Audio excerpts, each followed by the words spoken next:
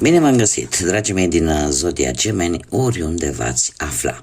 Bine ați venit tuturor pe canalul meu, Tarot Flori de Lotă, numele meu este Nina și ca de obicei mă bucur să vă am alături atât pe dragii mei abonați, cum de asemenea și pe cei care poate sunteți pentru prima oară aici pe canal. Azi voi face o lectură generală pentru luna februarie, așa că, dragilor, toți cei care aveți soare, lună, Venus sau ascendentul în Zodia Gemeni, atunci această lectură este de asemenea și pentru voi.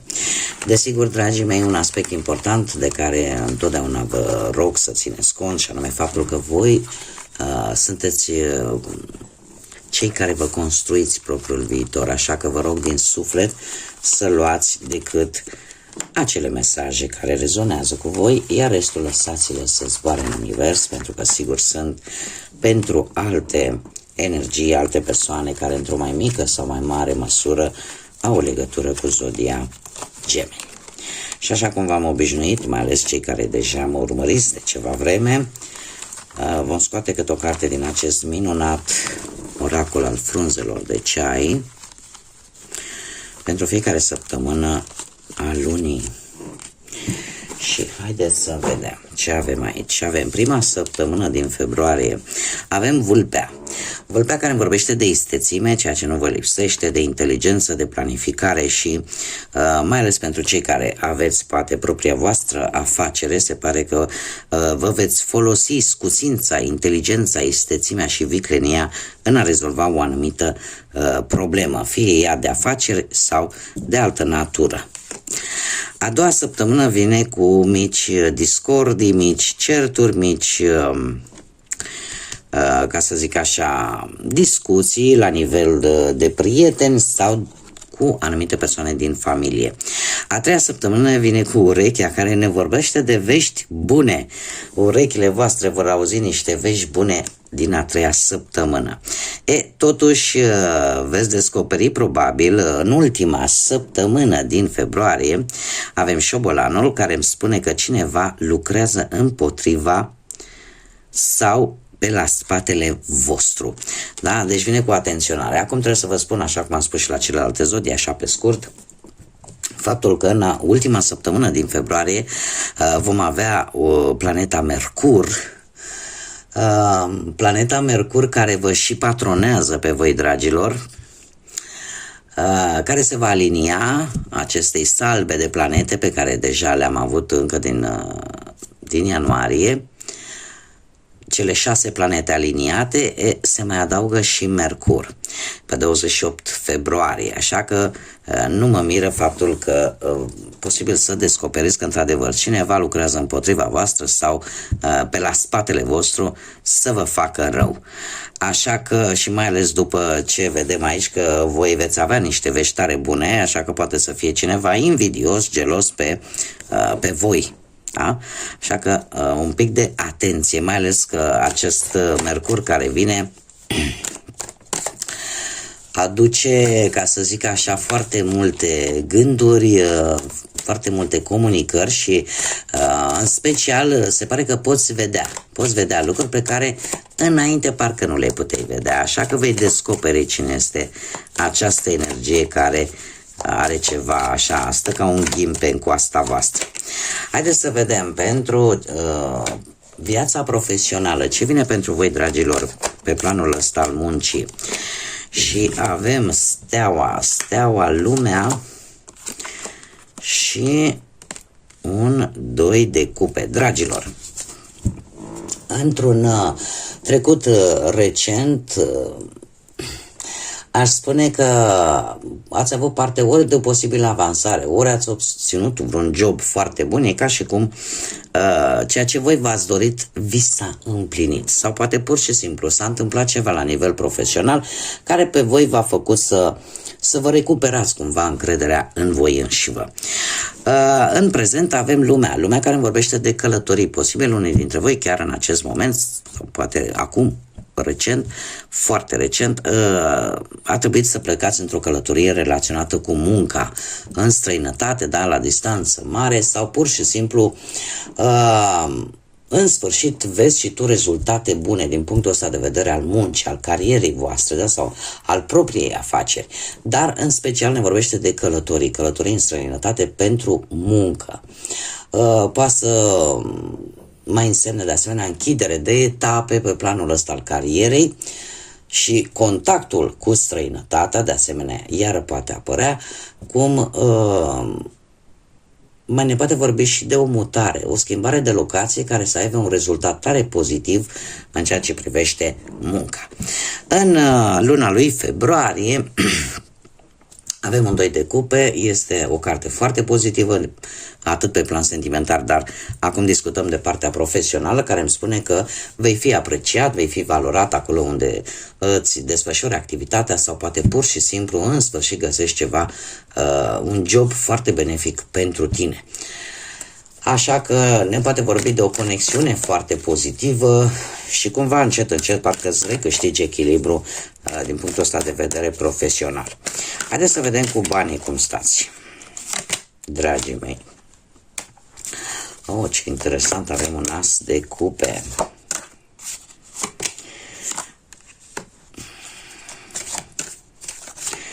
Dragilor, cu bănuții, eu aș spune că într-un trecut relativ recent ați câștigat ceva bănuți într-un mod foarte curios. Ori că nu știu, ați găsit ceva bani, poate chiar și prin casă, în locuri în care, în locuri în care poate i-a spus bine și a uitat de ei și cumva asta a avut așa un impact pozitiv, nu? Că suntem bucuroși atunci când dăm peste niște bani care i-am pus bine și am uitat unde i-am pus. Sau poate ați avut pur și simplu un câștig total surprinzător.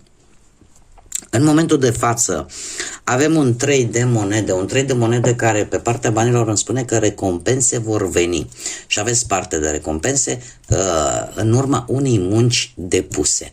Sau poate pur și simplu reușiți să concretizați o idee, un proiect, iar abilitățile voastre vă vor ajuta tare mult.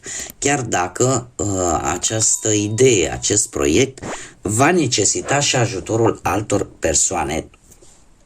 E posibil să fie vorba, nu știu, poate de vreun credit, de anumite documente care să te ajute să obții poate o anumită sumă de bani. Este în urma muncii tale, dar cumva și aduc aportul și alte persoane. Luna lui februarie vine cu aceste 7 de monede care îmi spune că din punctul ăsta de vedere financiar, luna lui februarie vine cu un pic de nerăbdare. Ți se cere să fii un pic echilibrat, un pic calculat. De ce? Pentru că chiar dacă ție nu-ți place să pierzi timpul în, nu știu, în situații și lucruri în care tu nu vezi rezultate, totuși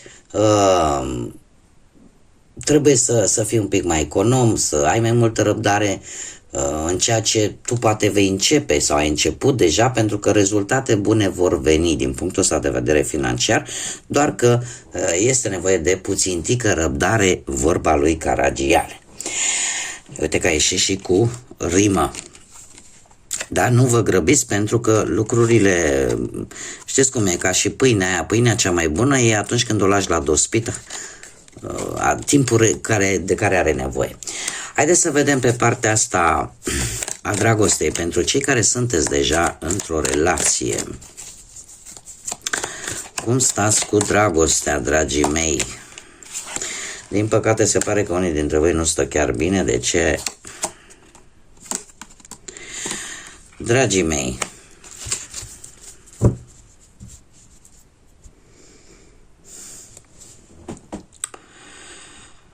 nu știu dacă am două variante aici, haideți să începem cu prima. Prima variantă este că aici, așa cum o mai spun de câte ori am ocazia, un cuplu este format din două persoane, nu din trei. Și uite că aici, cumva, într-un anume fel, a mai apărut o persoană într-un trecut nu foarte îndepărtat, situație care involuntar a dus la apariția justiției. Semnul balanței poate rezonează cu cineva dintre voi. în care aș cerut să vi se facă dreptate, posibil unul dintre voi să fi fost sau sunteți într-o situație de divorț, de despărțire, în care apare implicația organelor judiciare sau a proceselor, a judecătorilor, a avocaților. Avem aici și de-a lungul lunii februarie, totuși avem un cavaler de cupe. Un cavaler de cupe care eu aș spune că e posibil, totuși, nu știu dacă voi veți duce la bun sfârșit această acțiune juridică sau pur și simplu, dacă nu vorbim neapărat de o acțiune juridică în sine, de un divorț, putem vorbi simplu de acea stare prin care treci, în care spui, știi, eu vreau să mi se facă dreptate. Adică nu e normal ce mi s-a întâmplat, dar acea dorință de a ți se face dreptate sau acea dorință de a te simți cumva în echilibru, de a nu mai fi unul hăis și altul cea. Și atunci, cu acest cavaler de cupe, eu aș spune că va fi nevoie de un compromis. Un compromis pe care probabil că ar trebui să vină din partea ambilor parteneri. Da? Nu neapărat de la voi sau de la respectiva persoană cu care voi sunteți angrenați într-o relație. Este vorba de foarte multă sinceritate, deci trebuie să existe sinceritate și trebuie să existe dorința unui compromis, dacă se mai vrea salvarea relației. Acum avem varianta a doua, dragilor, cu acest 3 de cupe, care mie îmi spune că unii dintre voi chiar să fi petrecut un timp alături poate de prieteni, de familie și cumva să fi simțit totuși nevoia de, bun, ne distrăm și în familie, dar parcă v-ați fi dorit să vă distrați în doi mai mult. Și cu justiție aici aș spune că dacă apar cumva ceva conflicte, ați încercat cumva să le rezolvați și să mergeți așa, să mergeți înainte oarecum, da, să nu vă lăsați oarecum afectat de anumite discuții posibil venite din preajma celor din jurul vostru sau chiar din partea unor anumiți membri ai familiei. Iar cavalerul de cupe, nu știu, zodiile de apă, de asemenea, poate vă spun ceva, Rac, Pești sau Scorpion. Și eu aș zice cam același lucru, că e nevoie totuși implicarea ambilor în relație ca ea să funcționeze la parametrii optimi. Haideți să vedem pentru cei care sunteți singurei. Cei care sunteți singurei, se pare că ați petrecut o perioadă destul de lungă singurei, voi și cu voi și cu liniștea voastră. Foarte interesant. Avem Puznicul, într-un trecut apropiat. Puznicul îmi vorbește despre despre foste relații, despre nevoia poate de singurătate, dorința aia de a te îndepărta de tot ce a fost negativ în viața voastră, cum de asemenea se pare că unii dintre voi chiar ați avut parte și de o reîncercare, ca să zic așa, din partea unui fost sau a unei foste care a încercat o reîmpăcare cu voi. Doar că în prezent, cu acest 7 de spade, știți cum e, că voi nu prea mai acordați atenție. Da, pentru că mergem și pe premiza aia cu tot pățitul priceput. Nu prea mai acordați atenție, nu mai aveți probabil încredere și cumva aveți senzația că vi se spun minciuni, că cumva este foarte crucială încrederea. Chiar dacă respectiva persoană o să vă arate interesul față de voi. Și eu aș spune că luna lui februarie, cu acest 10 de cupe, sunt mari șanse ca de data aceasta, și aici trebuie să fac o mică specificație, Deci ori vorbim de cineva din trecutul vostru cu care voi ați mai avut o relație. Voi oricum sunteți destul de sceptici, de ce, fiind o zodie de aer, gândiți foarte mult, mai mult rațional, logic. Și comunicarea la voi este una foarte importantă, nu duceți lipsă de inteligență și cumva există, indiferent de situație, există aici o teamă că că sunteți mințiți, că dacă o să fiți înșelați. Dar există și un dezinteres. E ca și cum ai spune, știi, nu mai mă vrăjește pe mine așa ușor. Da? Sau nu mai pot să cred lucrul ăsta. Totuși, cu 10 ăsta de cupe aici, eu trebuie să vă spun că sunt mari șanse ca lucrurile totuși să fie serioase. Și ca toată această situație sau această propunere sunt șanse mari totuși să se transforme într-o relație destul de importantă pentru voi. Și care va avea loc, să zic așa, undeva la un eveniment familiar posibil. Este un îndemn în care ți se spune să-ți urmezi inima. Sunt momente în viață în care trebuie să ne mai ascultăm și ce ne spune inima, nu numai creierul. Haideți să vedem care sunt zilele importante pentru voi, perioadele importante de-a lungul lui februarie. Și avem data de 11 februarie, ceva legat de zodia Vărsător, în care ești îndemnat să îți dai un nou început proaspăt sau un eveniment care va avea loc peste 11 săptămâni începând cu 1 februarie sau chiar peste 11 luni în care tu va trebui să dai așa un aer proaspăt. Eu aș mai spune, cum avem și zodia Vărsător aici, e posibil să reușiți, poate, ori să achiziționați un obiect tehnologic care valorează foarte mulți bani, ori, nu știu, o schimbare de gândire, o schimbare de gândire foarte radicală. Sau poate o schimbare în a vedea lucrurile. Dar va fi destul de radical. Încă una.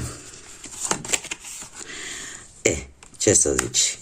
Că avem exact zodia voastră, data de 3 februarie, în care voi veți căuta schimbarea. Schimbarea într-o anumită situație. Poate să fie data de 3 februarie sau undeva în a 3-a săptămână din februarie sau chiar după 3 luni. Voi veți căuta o schimbare importantă. Haideți să vedem acum inițiale de nume, prenume, porecle sau pseudonim de persoane cu care voi veți interacționa sau care vor avea oarece importanță pentru voi de-a lungul lunii februarie. Și avem litera R, litera Z, litera H, litera K de la kilogram, litera U, litera E,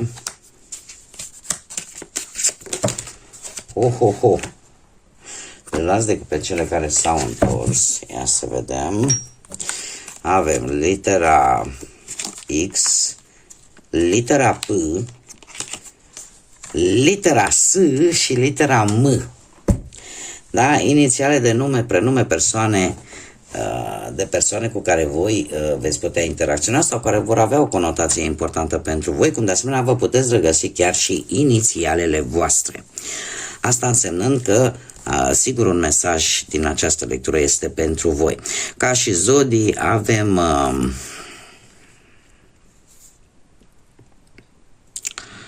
foarte multe zodii de apă, trebuie să vă spun, Rac, Pești sau Scorpion. Și de asemenea zodii de aer, la fel ca și voi, și am văzut că s-a repetat Vărsător, Gemeni sau Balanță. Mai puțin, dar nu deloc, ceva zodii de pământ, Taur, Fecioară sau Capricorn. Și acum, haideți să vedem care este mesajul Universului, al Divinității pentru voi, dragilor din Gemeni, pentru luna lui februarie. Și avem: nu-ți fie frică să spui te iubesc sau să spui mulțumesc acelor care merită să-l audă. Nu-ți fie teamă că să te simți rușinat sau să apare așa un pic prostuți, da? Adică să n-ai impresia că dacă rostești aceste cuvinte, te iubesc sau îți mulțumesc sau poate îți pare rău sau asta înseamnă că ai decăzut. Nu, n-are niciun fel de legătură. Atâta timp cât persoana din fața ta o merită și simți să faci acest lucru, dă-i drumul, pentru că eu le spun și la copiii mei de multe ori și nu înțeleg de ce multe persoane le este foarte dificil să spună un iartă-mă, să spună un te iubesc, să spună un mulțumesc, cuvinte frumoase, cuvinte care au o conotație super pozitivă. În schimb, n-au nicio jenă să înjure, să blesteme, să scoată tot felul de cuvinte ofensatoare vis-a-vis de alte persoane. Asta mi este mie un pic greu să înțeleg. Nu vreau să fiu o ipocrită și eu la rândul meu, când sunt nervoasă, e posibil să mai îmi iasă cât un porumbel, câteodată mi iese cât un stol, dar atunci când simt că am greșit, când simt că vreau să spun cuiva, o fac din tot sufletul, o fac din toată inima și o fac cu cea mai mare lejeritate, pentru că aia simt să fac. Și este un demn cu acest exemplu, de fapt, am descris acest mesaj divin, acest mesaj al Universului. De asemenea, niciodată nu, ce mai spune mesajul, niciodată nu vei regreta că ai spus din inimă un te iubesc sau că ai lăsat un mesaj de apreciere. Singurul lucru pe care îl poți regreta este că nu ai făcut-o. Așa că, mare atenție! Bun, dragii mei, aceasta a fost lectura pentru voi. Eu vă mulțumesc ca de obicei pentru prezență, mulțumesc tuturor celor care contribuiți prin micile voastre gesturi, fie ele like-uri, comentarii, distribuiri, cu faptul că vă abonați, contribuiți la creșterea și dezvoltarea acestui proiect minunat pe care eu l-am deschis aici pe YouTube.